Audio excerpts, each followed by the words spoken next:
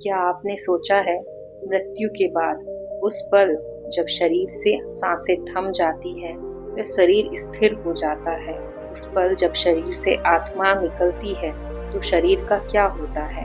आम जनमानस को लगता है कि यहीं पर जीवन का अंत हो गया है। दरअसल यहाँ पर जीवन का अंत नहीं हुआ है, यहाँ से सूक्ष्म शरीर की शुरुआत हुई है। यहाँ अंत हुआ है तो सिर्फ देह का, और वह सूक्ष्म शरीर एक अदृश्य संसार की ओर चल पड़ता है, जो साधारण जनमानस को तो दिखाई नहीं देता, परंतु उसका अस्तित्व है और वह अस्तित्व मृत्यु के बाद ही दिखाई देता है। उस अदृश्य संसार की स्थिति भी हर किसी के लिए समान नहीं है। यदि आपके द्वारा किए गए कर्म पुण्य कर्म है तो आपके लिए एक अलग रास्ता तैयार किया जाता है, जबकि आपके द्वारा किए गए कर्म यदि कुकर्म है या दुराचारी कर्म है तो आपके लिए एक अलग रास्ता तैयार किया जाता है। गरुड़ पुराण कहता है कि मृत्यु के बाद आत्मा एक अद्भुत और भयावह यात्रा पर निकलती है। वह अंधकार व रहस्यमय रास्तों से गुजरती है, लेकिन सभी आत्माओं के साथ ऐसा नहीं होता। कुछ आत्माएं अपने पुण्य कर्मों के द्वारा एक प्रकाशवान और अति सुखद रास्ते पर निकलती हैं। जब वह इस पूरे मार्ग को तय कर रही होती हैं और अंतिम दरवाजे पर पहुंचती हैं, वहां इस यात्रा का अंत होता है और वहीं से शुरुआत होती है कि उनका अगला जन्म कैसा होगा और कहाँ होगा। आज हम आपको बताएंगे उन समस्त लोकों के विषय में जहाँ से मनुष्य के पश्चात आत्माएं गुजरती हैं। तो यदि सनातन धर्म से जुड़े पूर्ण रहस्य आपको भी जानने हैं और आप चाहते हैं कि आप अगली पीढ़ी तक इन रहस्यमय विषयों की जानकारी पहुंचाएं, तो याद रखिए आपको चैनल को सब्सक्राइब जरूर करना है, क्योंकि सब्सक्राइब करने से आप ज्यादा से ज्यादा लोगों तक इस धर्म पूर्ण ज्ञान को पहुंचा सकते हैं। और आप इस विद्या को न सिर्फ पहुंचा सकते हैं, बल्कि सामाजिक स्तर पर जो ज्ञान एक सुधार ला सकता है, उसमें भी आप सहयोग प्रदान कर सकते हैं। तो चैनल को लाइक करें, सब्सक्राइब करें, कमेंट करें।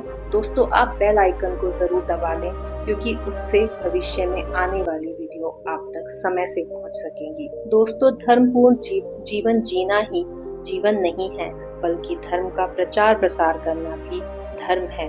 हम एकमात्र अपना जीवन ना सुधारें, बल्कि दूसरों के जीवन का सुधारना भी हमारे धर्म में हमारा ही कर्तव्य बताया हुआ है।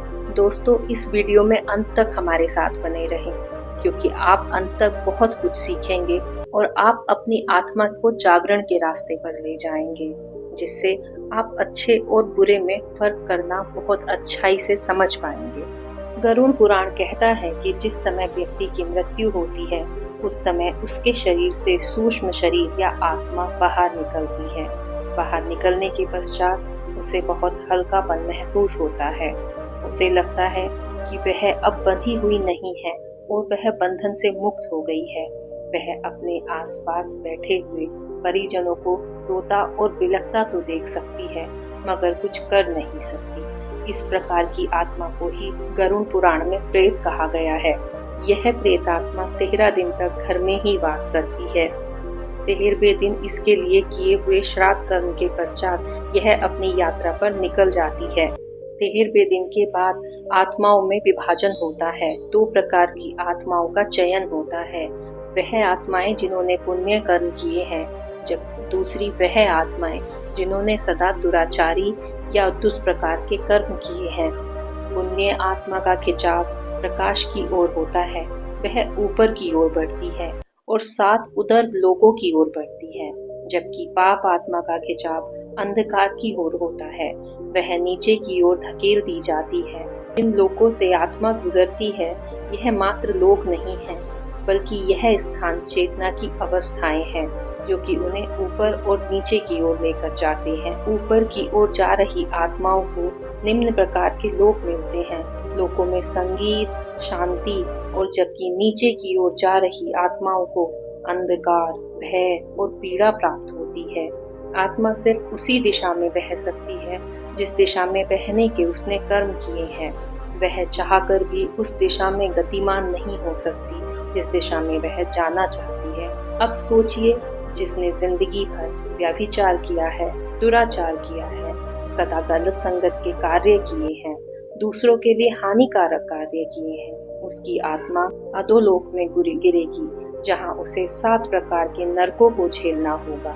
गरुड़ पुराण कहता है, अधोलोक में जो प्रथम नरक पड़ता है, उस नरक का नाम है असीपत्र वन, मतलब कि एक ऐसा वन जहां पर पेड़ों में पत्तियों की जगह ब्लेड बंधे हों। वह ब्लेड धातु के बने होंगे, जिस पर यमदूत आत्माओं को बारंबार घेरती रहेंगी, जब तक कि उनके द्वारा किए हुए कुकर्म नष्ट ना हो जाए। जितनी बार यमदूत उन्हें ऊपर से नीचे डालते हैं, उतनी बार वृक्षों की पत्तियों से उनका शरीर तार-तार हो जाता है। इतने कष्ट के बाद भी, क्योंकि वह आत्माएं हैं, मर नहीं सकती, वह दर्द उन्हें लगातार झेलना पड़ता है। अब यहाँ पर मेरे बहुत से भाई बहन यह कहते हैं कि जब शरीर ही खत्म हो गया है तो फिर कष्ट कैसा, अब कष्ट कैसे हो सकता है। जिस प्रकार स्वप्न देखने पर आपको कष्ट होता है, और यदि बहुत डरावना या भयावह आपने स्वप्न देख लिया है, तो वह कई दिन तक आपको वह फील कराता रहता है कि मुझे कष्ट हुआ था। तो यहाँ तो संगत आत्मा का है, यहाँ प्रश्न आत्मा का है। वह आत्मा पर लगे हुए घाव आपको जन्मों जन्मों तक कष्ट देते रहते हैं। आप बार बार उन कष्टों को झेलते रहेंगे जब तक कि आपके द्वारा किया हुआ कर्म नष्ट ना हो जाए, किंतु आप मर नहीं सकते। आप फिर कष्ट झेलेंगे और आप पुनः जीवित होंगे, आप फिर कष्ट झेलेंगे और आप पुनः जीवित होंगे।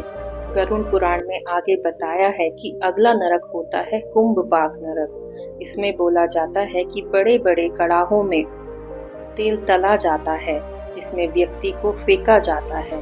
कारण होता है कि किसी की हत्या करना, ब्राह्मण का तिरस्कार करना, अपने गुरुजनों का तिरस्कार करना, एकमात्र सोचने भाव का भी आपको इसमें पाप लगता है, और उस पाप को, कर्म को नष्ट करने के लिए आपकी आत्मा को बड़े बड़े कड़ाहों में तला जाता है। आगे गरुड़ पुराण बताता है, चोरी करना, छल करना या किसी का सामान चुराकर किसी और को बेच देना, इस पर आपको सूकर मुख नरक में फेंका जाता है, जहाँ जंगली सुअर और कुत्ते आपके शरीर को बारंबार नोचते हैं, और तब तक नोचते हैं जब तक कि आपके द्वारा किया गया यह कर्म नष्ट ना हो जाए। आप सिर्फ उस दर्द को झेल सकते हैं, आप उन्हें वहां से भगा नहीं सकते। अगला नरक जो गरुड़ पुराण बताता है, वह झूठ बोलने, कपट करने वालों के लिए उस नरक में फेंका जाता है। उस नरक का नाम है सूची मुख नरक। यहाँ पर आपको झूठ का कष्ट एहसास कराने के लिए इस नरक में डाला जाता है। आपने जीवन में जितना झूठ बोला होगा, जितनी किसी की उस झूठ के कारण हानि हुई होगी, उतनी बार आपके शरीर में सुइयां चुभाई जाती है। जिस प्रकार एक स्त्री वस्त्र को सिलती है और उस वस्त्र में बारंबार छेदन करती है, उसी प्रकार बारंबार आपके शरीर में सुइयां चुभाकर आपके किए हुए गलत कार्य या गलत झूठ को आपको याद कराया जाता है और आपके उस कर्म को नष्ट किया जाता है। अगला नरक जो सबसे महा विनाशकारक या कहे महाकष्टदायक नरक माना गया है, वह है महारौरव नामक नरक। इस नरक में माता पिता का तिरस्कार जो लोग करते हैं या अपने गुरु का तिरस्कार जो लोग करते हैं, उनको इस नरक में यमदूतों द्वारा डाला जाता है।